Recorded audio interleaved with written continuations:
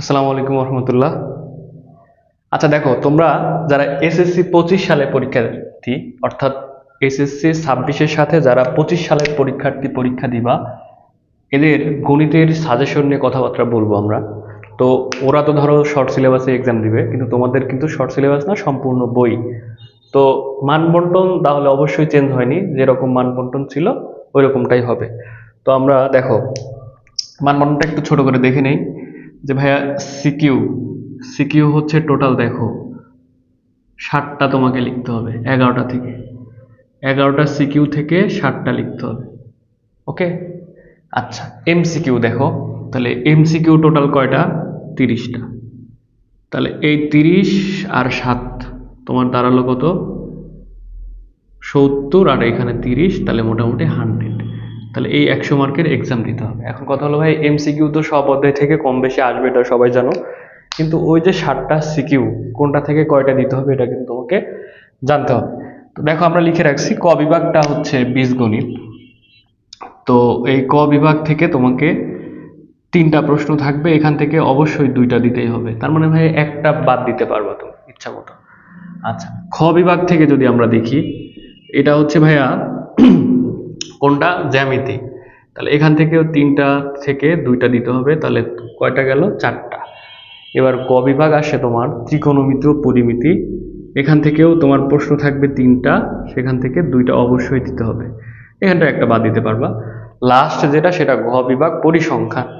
তো দেখো এই জায়গায় একটু আলাদা আছে, আমি এটা একটু দেখাবো যে এবার যারা এক্সাম দিবে তারা তো ধরো যে 2টা সিকিউ কমে গেছে এবং বিভাগ 4টা, 4টা থেকে 4টা দিতে হবে, যে কোনো বিভাগ থেকে একটা, তাহলে ওরা অবশ্যই এখান থেকে চুজ করতে পারবে।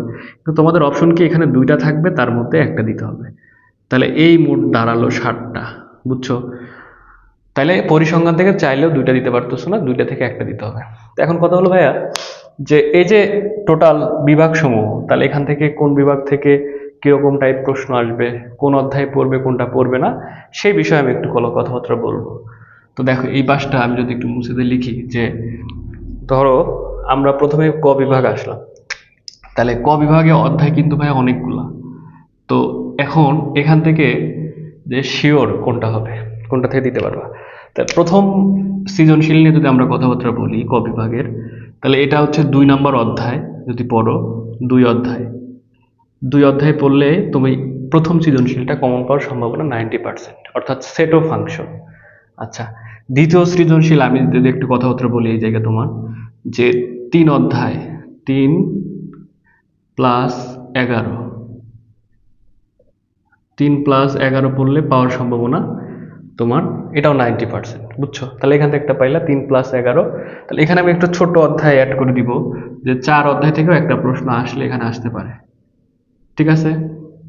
আচ্ছা, এখন দেখো 3 নাম্বার সৃজনশীলের জন্য তোমার হচ্ছে এখান থেকে তোমার এই যে তোমার 13 অধ্যায়, 13 অধ্যায় আছে কি? সমান্তর এবং গুণোত্তর ধারা, এবং 4 অধ্যায় এটা। তাহলে এখন তুমি চুজ করবা যে কোনটা কিভাবে পড়বা। তো একটা প্রশ্ন আছে, তুমি হচ্ছে সেফ জোন হচ্ছে তোমার এইটা, যে 2 নাম্বার অধ্যায় যেটা, সেটা, কারণ ওই একা পড়লে ওর সাথে হয়ে যাচ্ছে, একাই চলে আসবে। কিন্তু এখন বিষয়টা হচ্ছে ভাইয়া, এই যে 2 এবং 3 নাম্বার সৃজনশীল, এটা লেখার জন্য তোমাকে সবগুলো অধ্যায় মোটামুটি ধারণা থাকতে হবে। কেন? কারণ এই প্রশ্ন একটা খ অথবা গয়ে 13 অধ্যায় থেকে ধরো একটা এখানে ঢুকাই দিতে পারে, ওখান থেকে একটা এখানে ঢুকাই দিতে পারে। তবে আমি বলবো যে তোমাদের এটাও সেফ জোন, মানে এই দুইটা সেফ জোন, যে 2 অধ্যায় এবং এগুলো মিলে তুমি হচ্ছে 2টা সৃজনশীল তুমি শিওর লিখতে পারবা। আশা করি তোমরা বিষয়টা বুঝতে পারছো। কিন্তু এখানে আবার রিস্ক হতে পারে, বুঝছো? যে 4 অধ্যায় থেকে না এসে অন্য একটা অধ্যায় থেকে ঢুকাই দিতে পারে। ঠিক আছে, 13 অধ্যায় কিন্তু সোজা আছে, তুমি চাইলে এই অধ্যায়টা এটাও দেখতে পারো, বুঝছো? আচ্ছা, কিন্তু একটা অসুবিধা হচ্ছে তোমরা একটা বিভাগ থেকে 3টা চুজ করতে পারবা না, এটা হচ্ছে সমস্যা। আচ্ছা ঠিক আছে, তো এটা তো ক বিভাগ নিয়ে কথাবার্তা গেল। এবার আমরা যদি যে খ বিভাগে আসি, যে জ্যামিতি, জ্যামিতি থেকে তুমি সপ্তম অধ্যায় যেটা আছে ভাইয়া, ওইটা ব্যবহারিক জ্যামিতি। ব্যবহারিক জ্যামিতি, তাহলে একটা সৃজনশীল তুমি এই যে সপ্তম অধ্যায়, এটা পড়লে মোটামুটি 90% তুমি কমন পাবা একটা, বুঝছো? কিন্তু আরেকটা বলা যায় এখান থেকে সম্পাদ্য, বৃত্তের সম্পাদ্য পার্টটাও তোমাকে এখান থেকে দেখতে হবে। ওই তিনটা, অন্তর্বৃত্ত, পরিবৃত্ত, বহির্বৃত্ত পড়লে 100% কমন, এখানে আর কোনো ঝামেলা নাই, বুঝছো? আচ্ছা, এখন 2 নাম্বারটাতে আসি। এটাতেও কোনো ঝামেলা নাই যদি বৃত্তটা পড়ে যাও, অষ্টম অধ্যায়, বুঝছো? তাহলে অষ্টম অধ্যায় বৃত্তটা পড়লে এখানেও কোনো ঝামেলা নাই। ঝামেলা হচ্ছে আর একটা সৃজনশীল যেটা আসবে 3 নাম্বার অধ্যায়, এটা 90% বা 80% ষষ্ঠ অধ্যায় থেকে আসবে, ষষ্ঠ। আর বাকিটা যদি 14-15 আছে না, ওইখান থেকে একটা খ অথবা গ তুলে দিতে পারে, বুঝছো? তাহলে সেফ জোন হচ্ছে ওই দুইটা। তবে এটা থেকেও 90% শুধু 6 অধ্যায় থেকে প্রশ্ন আসে, যদি তোমাদের ভাগ্য ভালো হয় এখানে তোমার 90% চলে আসে আর কি। তো এই 3টা অধ্যায় করলে হলো, বুঝছো? আর গ বিভাগ নিয়ে তো কোনো কথাবার্তা নাই, 3টা অধ্যায় আছে, 3টা থেকে 3টা তোমার প্রশ্ন হবে। কি কি অধ্যায় আছে? অধ্যায় 9, 9 নাম্বার অধ্যায়, 10 নাম্বার অধ্যায়, আর 16 নাম্বার অধ্যায় হচ্ছে পরিমিতি, 16। তো 3টা অধ্যায় থেকে 3টা প্রশ্ন হবে। আর লাস্টের যে পরিসংখ্যান পার্টটা সেটা আমরা বলে দিচ্ছি ভাইয়া, 2টা প্রশ্ন হবে, সেখান থেকে একটা দিতে হবে। তো ওখানে কি কি দিতে হয়, কি কি আসবে না আসবে, এটা নিয়ে আমরা বিস্তারিত আসবো, বুঝছো? যে কি প্রশ্নগুলো পড়ে গেলে তুমি সরাসরি হুবহু কমন পাচ্ছ। আমাদের টার্গেট থাকবে এইটা যে একটা বিভাগ থেকে যেন অন্তত 2টা করে সিকিউ তোমরা সহজে লিখে আসতে পারো। তো সেই নিয়ে ভিডিও বিস্তারিত তোমাদের খুব শীঘ্রই দিয়ে দিব, পরীক্ষার আগে।